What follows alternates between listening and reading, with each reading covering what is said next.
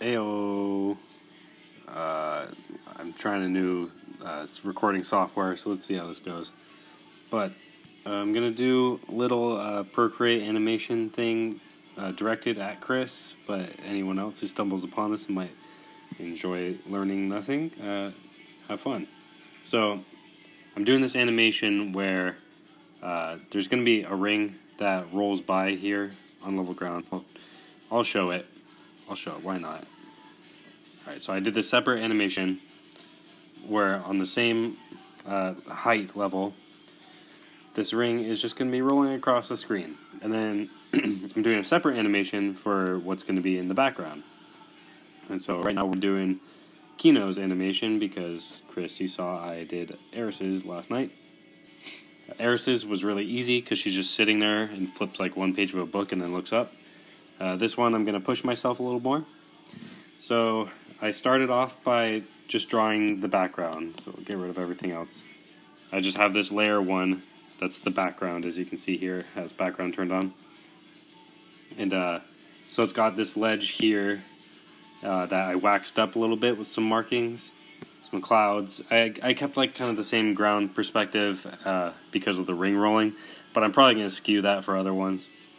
Anyways, and then I made 2 frames. I made one where the animation's going to start, where Kino's rolling up. And then I made, I guess what you would call a keyframe, where he locks into the back tail slide that he's going to be doing. A lot of the times when I'm animating, I don't even do this much, like keyframing. Sometimes, or really often, I literally just add a frame and then just draw what's next, right?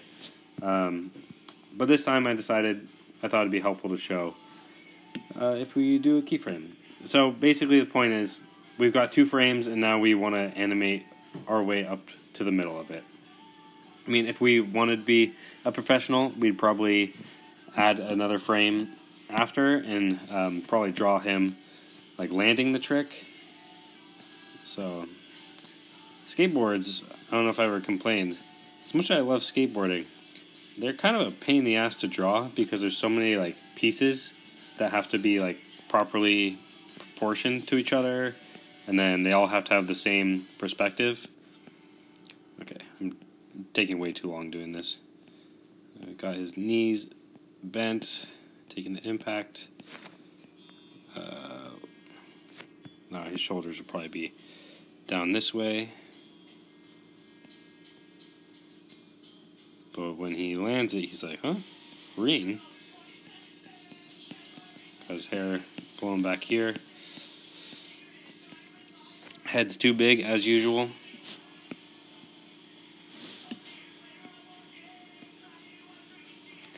And then, yeah, this isn't a very useful thing for your lesson, but whatever.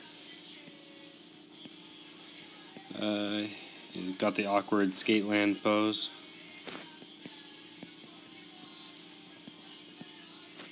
Sure.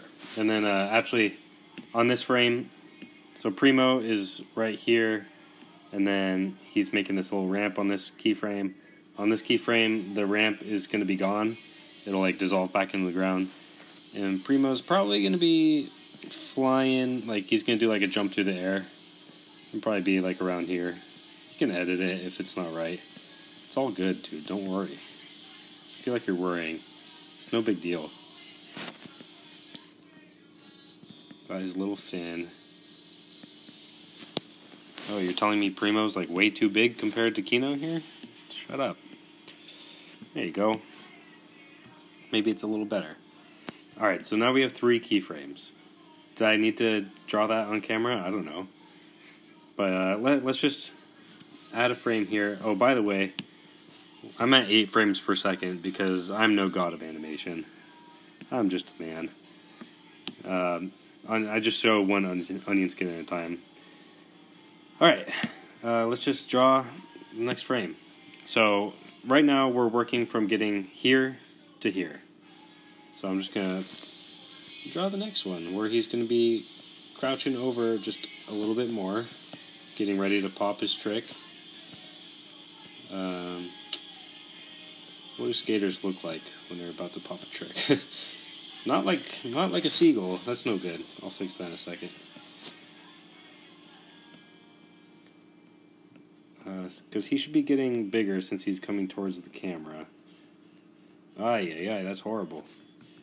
I'm doing this live? What am I, stupid? Okay, let's see. Let's draw his board. Board, a little bigger. Yeah, let's start by making him bigger.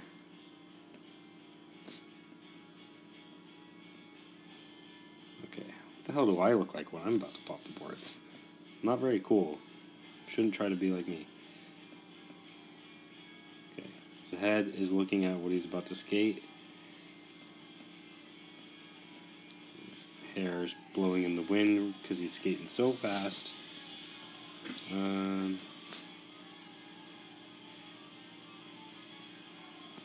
And yeah, one hand's like down like that. Yeah, that's pretty good. He's looking a little chonky. Too many Oreos. Kino, we know. Alright, and then on this one, Primo's fin is going to be forward, but then he's going to be raising a little bit of ground here so we can start to make this ramp. And 8 frames per second is not much, so this might be moving a little bit faster than I want it to. But we can add frames if we need to. We can move things. It's not a big deal. Stop worrying. You're always worrying, Chris. Alright. This has been a long enough video already. Let's just do a couple more really easy frames. Skateboard. Kino gets bigger. But not too big because we still want him to match the keyframe I drew earlier. I'm going to make his knees bent a little bit more because he's really just about to pop.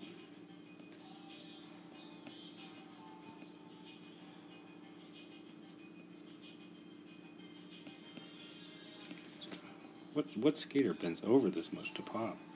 We're not skating Santa Monica Courthouse now. He's skating a kicker up to a ledge. He doesn't need to pop this much.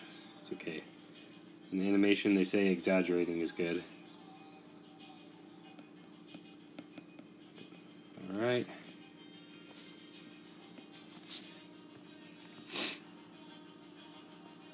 Yeah, it might be a little bit too big there.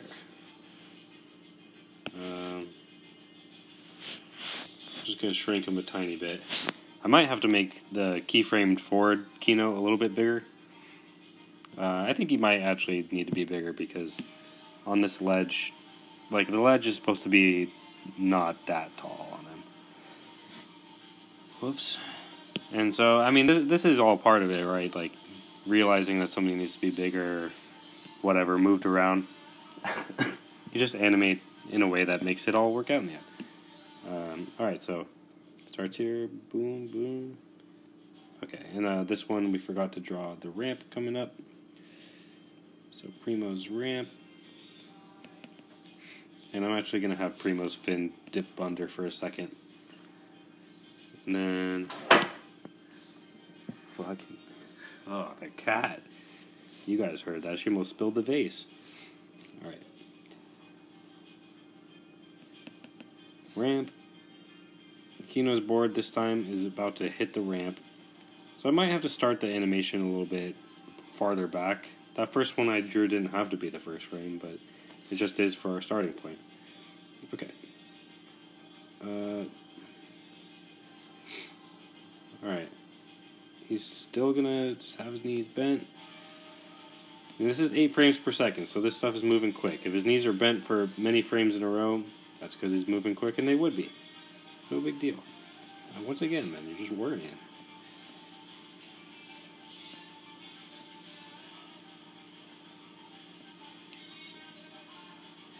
Alright.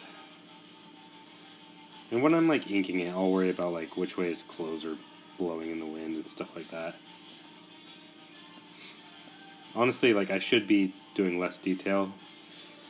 But this is kind of something I do. I like to draw in, like, decent amount of detail, even, like, the first round. His head, as usual, is way too big.